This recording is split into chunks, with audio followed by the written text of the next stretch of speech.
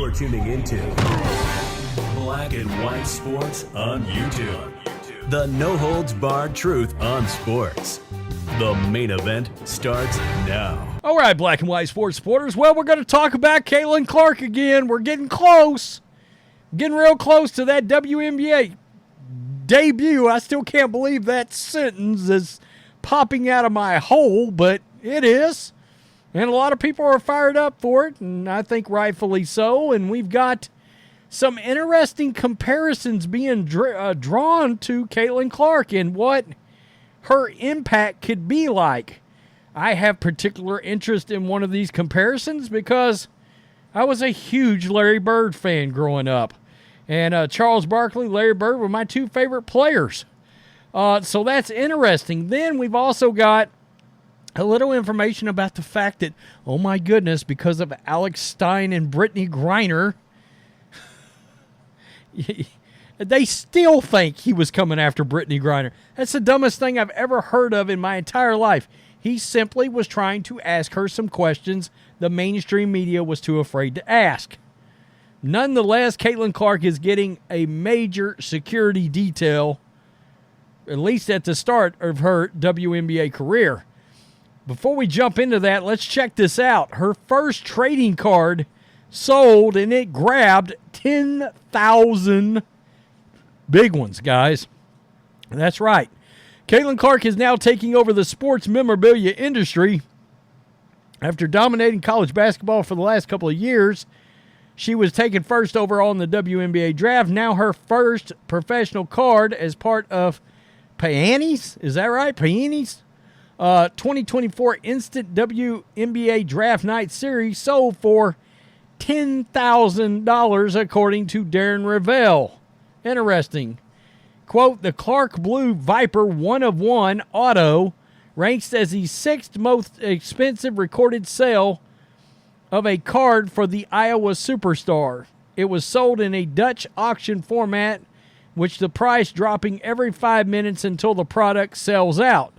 Because of heavy interest in Clark's collectibles, no drop was needed to find a buyer. Interesting. They didn't even have to wait anything out.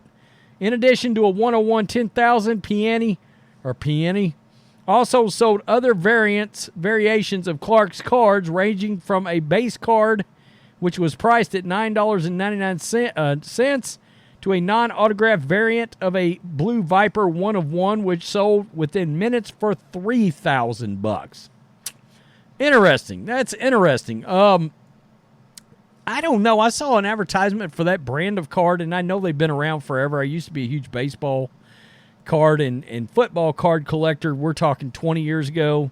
You know, all through the, 1985 Topps and Donruss and Fleer days. You know, all the way through Bowman football, maybe 12 years ago, something like that, I collected. None of those cards are worth anything. Those football cards are worth something later, and I still got them. But the baseball cards, worth nothing because of the steroid era and saturation. It's sad. So, anyway, let's get to this. The AP with an interesting article, but the general manager of the Indiana Fever is drawing some serious comparisons here, folks. So, Lynn Dunn was asked to compare Caitlin Clark to a pair of birds. Sue, who Dunn drafted number 1 overall in 2002, and Larry, who turned the Boston Celtics into an instant contender in 1979. Quote, I see many characteristics between Sue and Caitlin Clark some 20 years later. When I look at great guards I've seen over the last how many years, now 28 years, Caitlin has potential. If she stays healthy, adapts quickly to the physicality of this league, she has the potential to have that kind of career. Clark's presence already created waves for franchise trying to end a 7-year postseason drought. It goes on to talk about the ticket sales booming that we've been talking about and covering at great length on the channel. Basically, she's selling out everywhere. But this got my attention. Major security. And I found this interesting because, now look, the AP is the one that referenced Brittany Griner here. not Caitlin Clark. So you got to keep that in mind. We know how the AP is. They're mainstream media darlings. Clark's popularity, her collision with a fan during a court storming at Ohio State last season, and last spring's airport run-in involving Brittany Griner, what? Have prompted Indiana to put a premium on safety with the first big test coming at Friday's preseason opener in Dallas. You know what's crazy? Because I made the video about Brittany Griner and Alex Stein, right? Alex was just walking alongside of her, asking her questions. Yes, they were uncomfortable questions, but just because the mainstream media didn't know who Alex Stein was, didn't mean that he wasn't asking viable questions. And, oh, by the way, half the country does know who Alex Stein is. So I'm just throwing that out there. Quote, I'm sure everybody would say they'd rather be flying charter all the time, and that would definitely help, Clark said.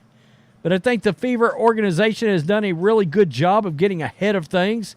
There's going to be a lot of security traveling with us.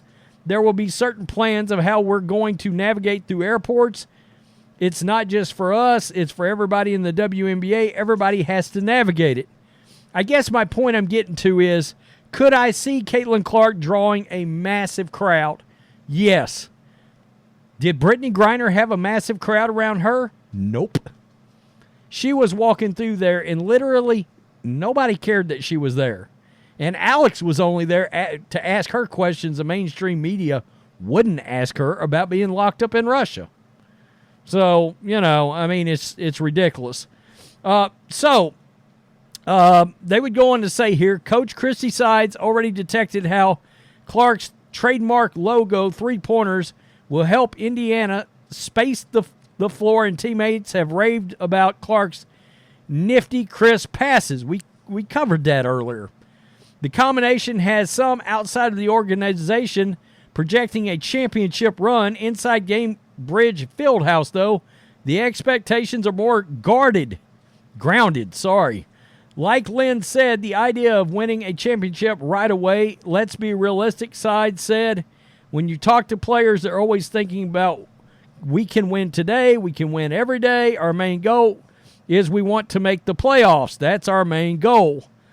So, you come down here, and they're talking about Larry Bird. Larry Bird won championships, 3 MVPs with the Celtics before returning to the league as coach and later president of basketball operations with his home state Indiana Pacers. Sue Bird won 5 Olympic gold medals and 4 titles with the Seattle Storm and is now part of the team's ownership group. I think I can see you know what? Maybe the comparisons I can see the best out of everybody we've talked about in Caitlin Clark. Larry Bird seems to be maybe the most fitting, and no, it's not because he's white. Okay? But yeah, I can see some similarities there because I've talked about this. Yes, Michael Jordan blew the NBA up, but it was Larry and Magic that really started launching the NBA before Michael came along. And we've talked about the NBA, the finals were on tape delay and was broadcasted late at night. The NBA didn't even have finals live on TV. They were on tape delay after the local news went off. And that changed when Magic Johnson and Larry Bird entered the league and their popularity blew the league up coming out of college. Between that and some flawless commissionership by David Stern, God rest his soul, he was a great commissioner, maybe the greatest of my lifetime in any sport. They blew that league up. Could there be some similarities here? I don't know. You don't have that commissioner, WNBA. So, while Dunn acknowledges there are plenty of promising signs for the future of Clark in Indiana, she is also doing her part to politely downplay the immediate expectations with hope that Clark's career will soar like the Birds. Let's hope she has the same impact on this franchise that Larry had on his franchise. I think the great thing about her is that she makes everybody better on the court when she's out there. She has an impact on people. She's very unselfish, and she's an excellent passer. Does she have potential to have a huge impact on the program? I think so. I mean, you would like to say, well, maybe this coach and this general manager, Dunn's the general manager, is trying to manage expectations, but I don't know that comparing her to Larry Bird and Sue Bird are going to manage it. Somewhere, Megan Rapinoe is smiling that her schnookums got mentioned in this article. God, no. Oh, boy. Anyway, you get the point. I can see the similarities, especially with Larry Bird and the state of the league, which was not in a good place, just like the WNBA. And in saunters Larry Bird, Magic Johnson. Now, I don't know that the WNBA can achieve that just based on one thing. Who's the other player that came in the league? Angel Reese? Is she going to move some kind of needle? Because the players in the league currently, we've said it before, we've talked about it at nauseum, they haven't moved the needle, no matter what. Even Brittany Griner and all her drama moved nothing last year at all. You know, attendance-wise or ratings-wise. I don't want to hear that the ratings went up to 600,000. That's not good. Come on, stop it. My goodness. When AEW Wrestling, which has had a ratings plummet, is still beating you, don't be bragging. Just don't. Tell me what you think. Peace. I'm out. Till next time. Thanks for watching the show. Be sure to like, comment, and subscribe. Be sure to tune in next time on Black and White Sports.